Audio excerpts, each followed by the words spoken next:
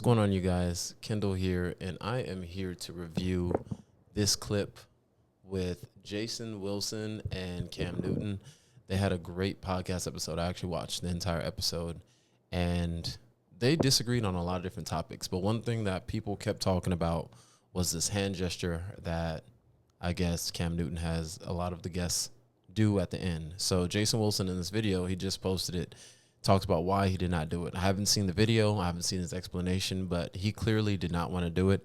And I guess he has some great reasoning why. So we're going to dive into the clip, see his response, see exactly what he's talking about. And let me know if you agree, you disagree. Is he overreacting? Is he doing the right thing? And let's jump into it, okay? Oh, yeah. And here's my co-star. She's going to say hello. Yeah. She said, hey.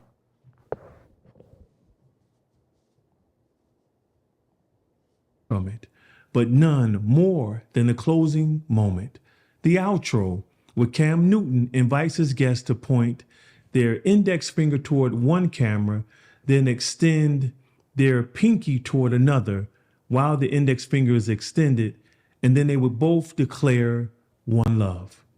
As millions could tell from my facial expression, I was completely caught off guard. Not because of Cam, but because the hand gesture itself stirred something in me. See, for years, I've taught young men in the cave of Adullam and even their parents to discern the unseen meanings in movies, television, and what they do with their bodies. See, symbols aren't just movements, they're messages. They reflect what we believe, revere, or sometimes what we've unconsciously accepted. So when I saw that sign, something so familiar yet strangely unsettling, my spirit paused. I knew sign language, or knew the sign language gesture for love, but I also remembered another gesture, the satanic salute, the horned hand gesture. They almost look identical. The only difference is the position of the thumb, whether it's in or whether it's out. And in that moment, one question rose in my mind. How close can light resemble darkness before discernment disappears? So instead of compromising just to get along, and although Cam said that he was unfamiliar with any other meaning for that hand gesture.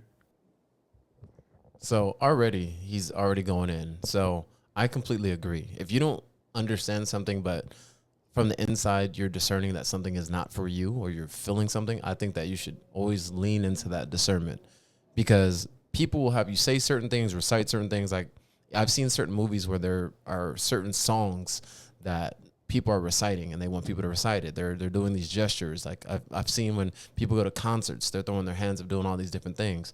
People aren't making you do these things for no reason. So I completely agree with what Jason is talking about so far.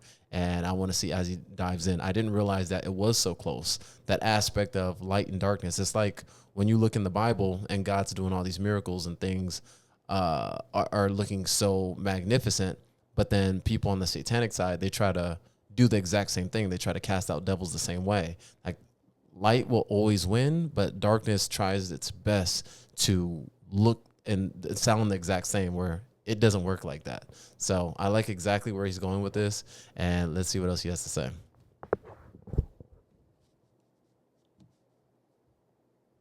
I chose to follow my conviction and not participate.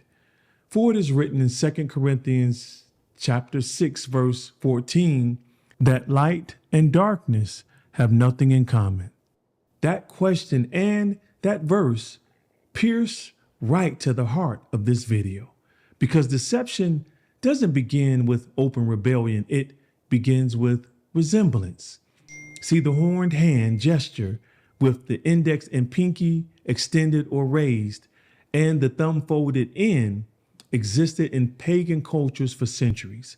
It was associated with the horned deities and used in rituals, superstitions, and curses long before Anton LaVey, the founder of the Satanic Church, adopted a similar gesture, actually identical, as the symbol of the horns of Satan. In ancient Roman rituals, the same gesture, called the corna, which means horned in Italian, or the mano cornuta, which translates horned hand. This horned hand gesture many believe to ward off evil, yet it symbolized the very horns of false gods. For example, Looking to optimize your health? Whoop is the all-in-one wearable that turns your body's data into daily Brief decisions, intermission. helping you train smarter, recover faster, and live better. it represented the horns of the god Faunus, the Roman equivalent of Pan, the half-goat, half-man deity of fertility, lust, and nature worship. Also, in ancient Mesopotamia, horned crowns were worn by gods to symbolize divine power and authority, again linking horns with the worship of false deities. Then much later in America, the I love you hand sign emerged within the deaf community, a gesture formed by combining the American Sign Language handshapes for. And my question is, who wanted love in sign language to be that close to these ancient deities and these crazy symbols? That's what I'm trying to figure out. Like, who gave the okay on that? Like, I think even that in itself, I don't know if he's going to go into it, is already a little alarming, because even people always saying when you look at these large brands, there's always some symbolism, some demonic symbolism that's inside of it, or some occultism. So the fact that something that represents love in a whole language for people that cannot speak or transmit things verbally, they have a sign or hand gesture that transmits something spiritually that could potentially be demonic if they do it incorrectly. So that in itself is just wow to me. And I didn't know the origins of everything. So I'm learning as you guys are learning with me. But I've seen that symbol before, and it always had some type of demonic representation or something that did not promote light or something that's positive. And my thing is, if someone's doing everything or everyone's doing certain things, I always try to stay away. So if the masses are doing something, I don't like to do exactly what the masses are doing, because most of the masses are just following what everyone else is doing. And it's like a sheeple mentality. I just do because everybody else is doing it. So the fact that he had the discernment to stop and not do something, and because think about it, you come on someone else's platform and you tell him, you have something to say? Oh, okay. I thought you wanted to say something. So you come on someone else's platform, you guys have a good conversation, you guys disagree on multiple points, and then at the end you want to do the thing that you are following in your spirit, because most of the time people are going to just bow down, I would say. So with most guests that come on, I don't know, because I had to go back and look. I don't know if every single guest just does it, but the fact that he rejected to do that is admirable. And I definitely like tilt my hat to him, because that takes a lot of you have to know yourself to do that, because most of the time people just succumb to whatever the media is doing. They succumb to whatever the host is doing.